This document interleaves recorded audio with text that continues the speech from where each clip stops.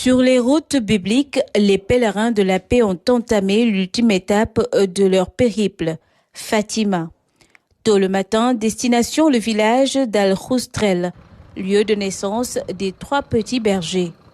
Tout en arpentant le long de la Via Sacra de Valinos, chemin de croix appelé le calvaire hongrois. Ils ont suivi la voie que les pastoureaux empruntaient entre Al-Khoustrel et Cova de Iria, lieu des apparitions de la Vierge Marie. Pour le chemin de croix aussi, c'était tellement calme, tellement serein. On peut dire que c'est à l'image de la Vierge Marie. Le temps était clément. Moi qui d'habitude, je fais pas le chemin de croix. 5 stations sans m'asseoir. Aujourd'hui, c'est avec fierté que j'ai fait ce chemin de croix. C'était vraiment doux, comme on dit. Avec Maman Marie, c'est vraiment doux.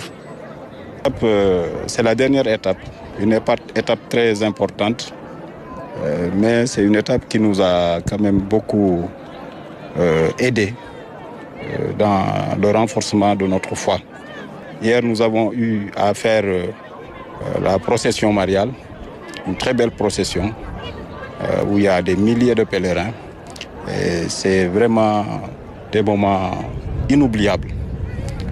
Je voudrais dire tout simplement ajouter que ce pèlerinage est un pèlerinage qui renforce la foi. De là, une visite du sanctuaire, en particulier la chapelle des apparitions, la basilique du Rosaire et celle de la Sainte Trinité, consacrée en 2007.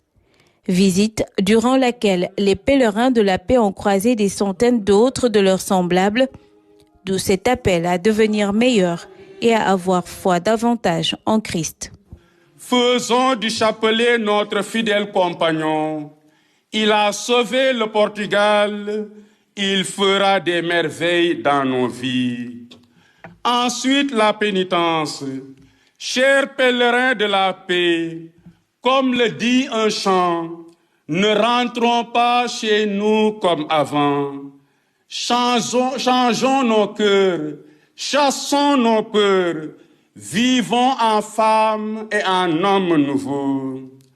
Pour vivre en paix avec nous-mêmes, avec Dieu et avec le prochain, aimons nous approcher du sacrement de la réconciliation.